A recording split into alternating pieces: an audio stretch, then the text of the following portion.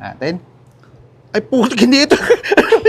Kung kakain ka lang din naman ng siopaw dito sa Binondo, eh dito ka na sa One Key Bakery. Kasi hindi lang basta malaki, talagang nag-uumapaw pa sa laman. Kaya naman pala ito ang paboritong siopaw ng Senator J.B. Ejercito. Paano ba naman hindi sasarap? Eh since 1972 pa sila nagtitinda dito. Natikman mo na ba? Kung hindi pa, eh tara! Banatan na natin yan.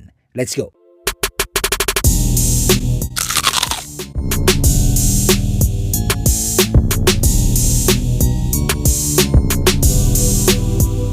Habang nakatambay nga kami dito sa kalye sa Binondo, eh may nakita kaming kakaibang siopaw na kung palakihan lang ang labanan, eh mas malaki pa sa ulo ni Topper.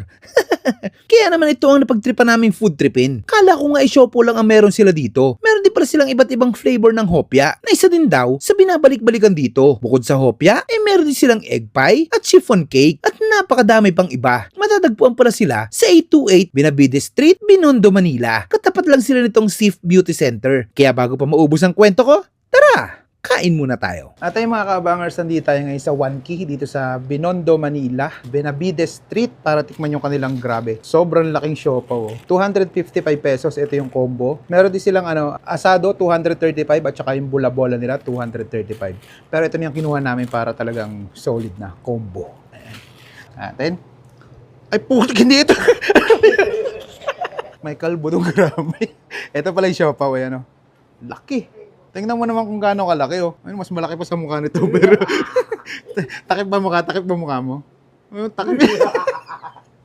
takip yung mukha. Ayan, tingnan natin. Biyakin nga natin. Ay, grabe. Yun, oh, punong-puno ng laman, oh. Sheesh. 255 pesos. Tapos lalagyan natin ng sauce.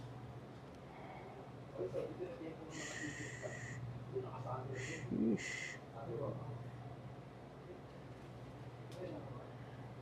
And tikman na natin yung siopaw ng One Key. Kain tayo.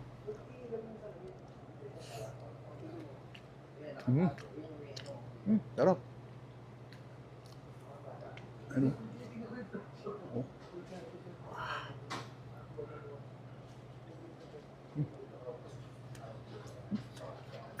Ewan ko pag naubos mo yung gantong kalaking siopaw, mag-isa ka hindi mo maubos to. Sobrang laki.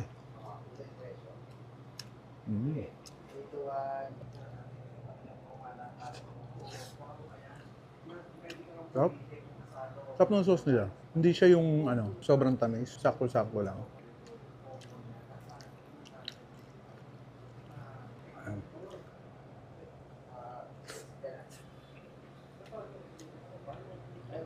Sarap.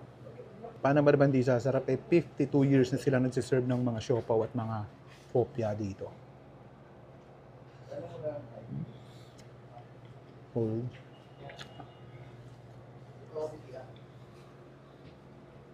Kung hindi nyo pa natitikman ng One Key, bista nyo na dito sa Binondo, napakasol dito mga lods. Panalo.